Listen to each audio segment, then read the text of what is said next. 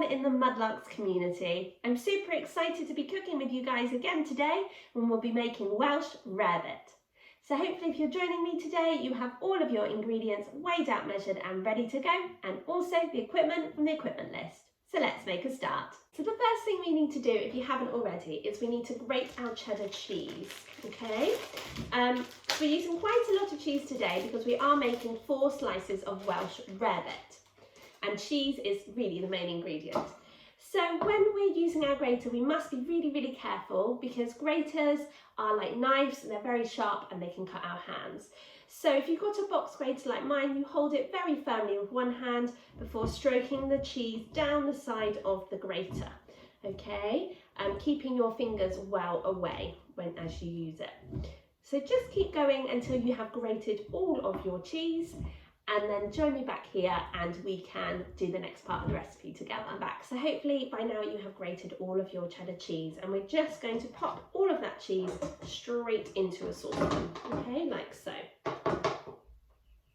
So you're also going to be using 1 tablespoon of butter, 2 teaspoons of Worcester sauce. So whenever we're measuring out any herbs, spices or flavourings, it's always a really good idea to do so over a separate bowl or cup.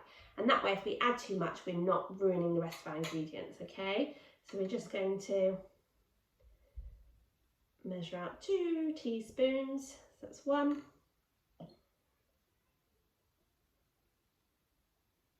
And 2.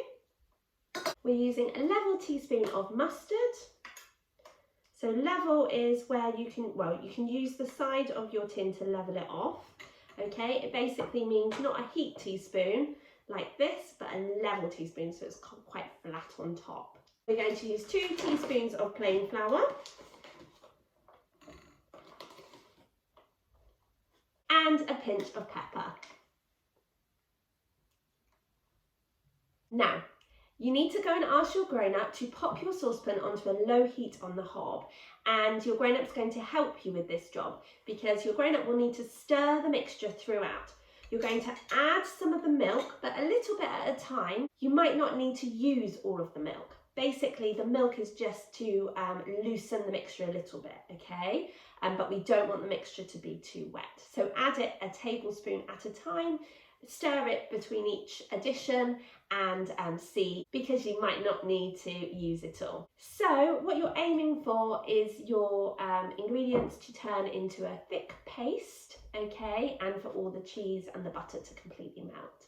So join me back here when you and your grown-up have done that job together and we can continue with our recipe. Welcome back, guys. So hopefully by now you have melted those ingredients on a low heat on the hob and they've formed a thick paste.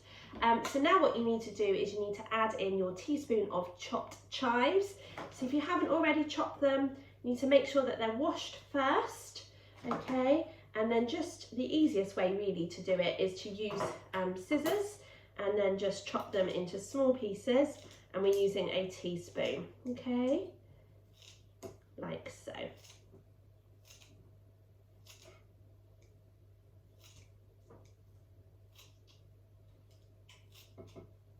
Okay, so that's about right. And we're just going to pop them in and then give it another stir.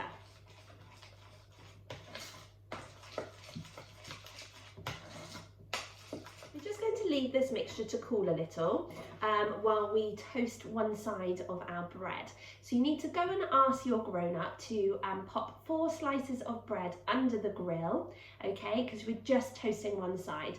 Grown-ups, please do keep an eye on your bread because we definitely don't want it to burn under the grill, and sometimes it does turn quite quickly.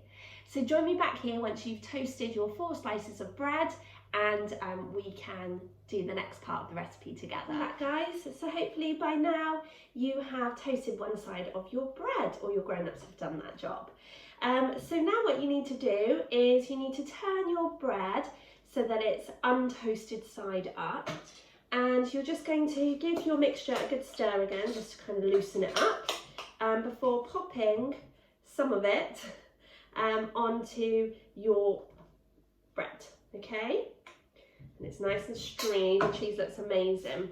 And then using a small palette knife, a knife, or the back of a spoon, you're just going to spread the mixture all over the untoasted side of the bread.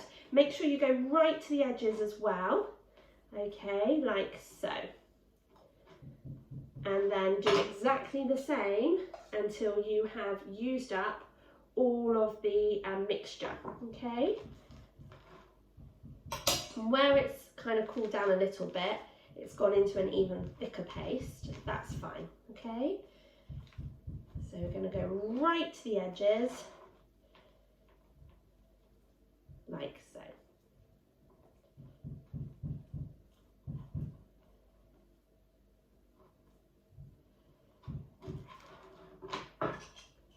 So now you'll need your grill pan back. Be careful because it might still be quite hot from when you toasted your bread. So you're going to pop those on the grill, and then you're going to ask your grown-ups to pop your Welsh Rarebit under the grill again, okay? You want your Welsh Rarebit to be a lovely golden brown colour on top.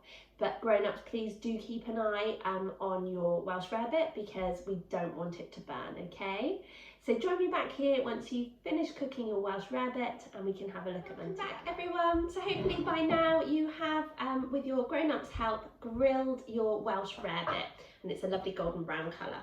So now all you need to do is you need to cut your rarebit in half. So you can either cut it into triangles or you can cut it in half into rectangles, whichever shape you want, and just serve on a plate. And you can serve that with maybe some rocket leaves or salad leaves or some tomatoes, okay, however you want. I think that looks and smells amazing, so yummy.